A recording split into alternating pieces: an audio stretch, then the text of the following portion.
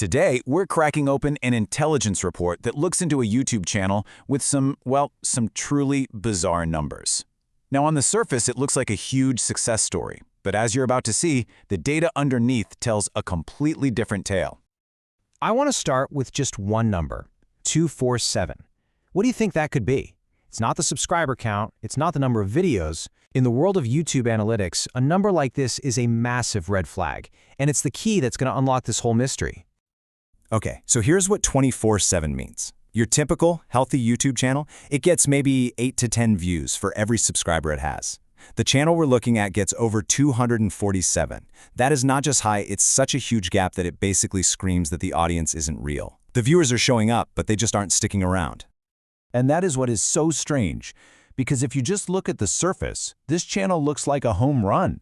We're talking 122,000 subscribers, over 30 million total views, and more than 1,300 videos uploaded. The report even estimates it's pulling in somewhere between $10,000 and $30,000 a month. I mean, those are fantastic numbers for any online media operation.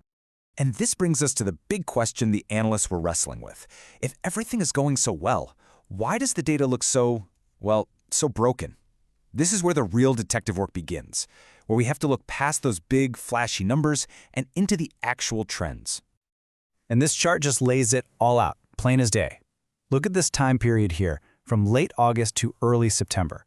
The subscriber growth, it's almost totally flat, barely moves an inch. But during that exact same time, the view count just explodes.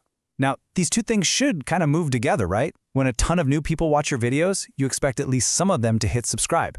When they don't, it's a huge sign that your viewers might not be, real people.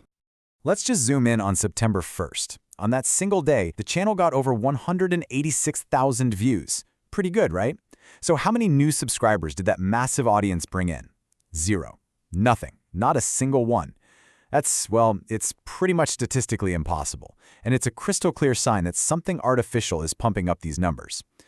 So these weird inconsistencies are really just the start. From here, the report starts to lay out a whole pattern of red flags, and it builds a really compelling case that something is artificially inflating this channel's success. So the analysts basically put together this checklist of weirdness. We've already seen the first 3, that crazy view-to-subscriber ratio, the massive view spikes that come out of nowhere, and the subscriber count that just flatlines. The report also pointed out that the engagement was all over the place. Some videos might have a decent number of likes, but overall, the interaction just doesn't match the view counts. And last but not least, there's a really strong financial reason to keep those view numbers sky high. And that financial incentive, that's where this story takes a really sharp turn. The analysts didn't just stop at the YouTube data. They started to follow the money. Remember this? $10,000 to $30,000 a month. That is a very powerful motive. For a lot of people, that alone would be more than enough reason to keep that ad revenue flowing, no matter how you have to get the views. But the report asks a really important question here. Is that YouTube ad money really the end of the story, or is it maybe just the tip of the iceberg? And here it is, the bombshell. The investigation found an external source showing that between 2022 and 2024, the channel's owner got about $700,000 in government advertising contracts.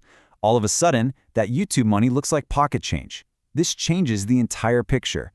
This new financial information points toward a much more serious theory. And to understand it, we just need the basics of money laundering. It's really just the process of making dirty money look clean by running it through what looks like a legitimate business. And that brings us right to the heart of the report's theory. What if the YouTube channel wasn't just a media company? What if it was actually a machine designed to make public funds look like private business income? So, the theory goes something like this. Step 1, you get a big pile of cash from government contracts. Step 2, you use a small piece of that money to pay for bot farms to blow up your YouTube views. Step 3, those fake views generate real, legitimate income from YouTube ads. And boom, step 4, you've just turned public contract money into clean, private revenue. It's a theory that, you have to admit, connects all the dots we've seen so far. So, with all of this evidence on the table, what's the final call? Well, the report is very, very careful here. This is an assessment of probability, not a statement of fact. Here's the analyst's exact wording. A moderate probability, around 40 to 60%. Now, this is the careful language of intelligence analysis.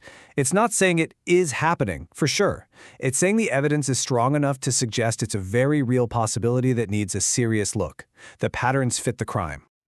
And let's be absolutely crystal clear. This is still an unproven theory. The analyst concludes that to actually prove it, investigators would need to get their hands on the contracts and trace the money from start to finish.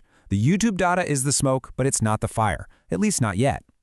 When you step back, this one channel's really strange data opens up a much, much bigger question for all of us.